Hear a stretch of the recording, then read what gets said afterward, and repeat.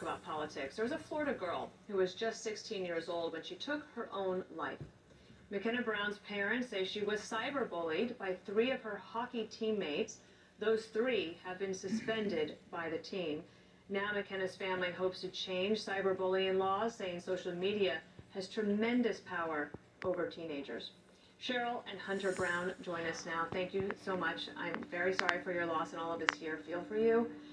Cheryl, could you tell us what was going on that you didn't know about in your daughter's life?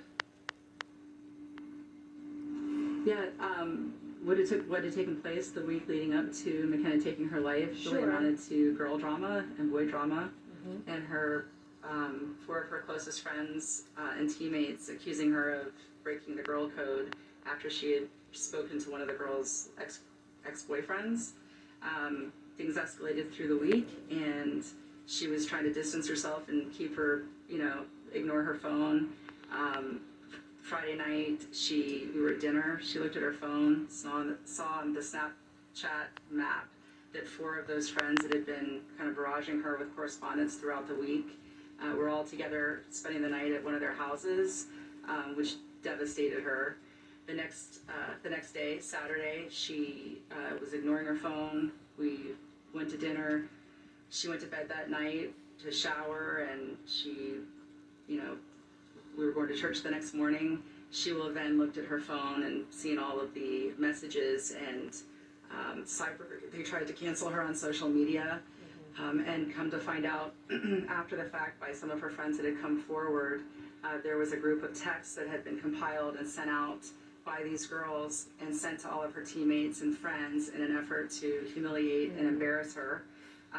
Within those texts was also a secret that she had, a deep, dark secret that she had been carrying with her for 3 years, that she had been raped 3 years earlier. At 14. At age 14.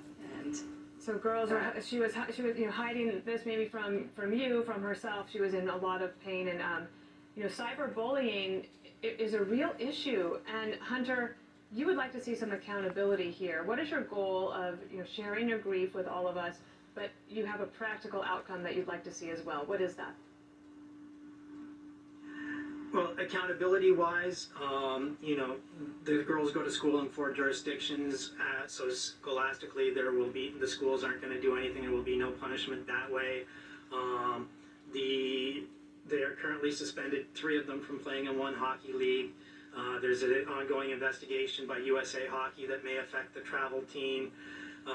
Legally, cyberbullying is not a crime in the state of Florida. Cyberstalking is not a crime in the state of Florida. Stalking is a crime in the state of Florida. What happened to those other 2 things can lead to a proof of stalking. What happened to McKenna doesn't meet that benchmark. So as of right now, there will be no accountability really in this case. We've had people reach out to us and ask and say, they would support us in pushing for a change in the regulations and the laws. Rebecca Sedgwick case 10 years ago, a decade ago, was a pretty egregious case in which got a lot of traction, had a lot of backing in Tallahassee. They tried to pass Rebecca's law. It never passed. Had Rebecca's law actually passed, it may have prevented McKenna from actually having what happened to her happen, but it wasn't. So, moving forward, people have said they would like to see, a change in the law. Hunter and Cheryl, the suicide hotline number is 988.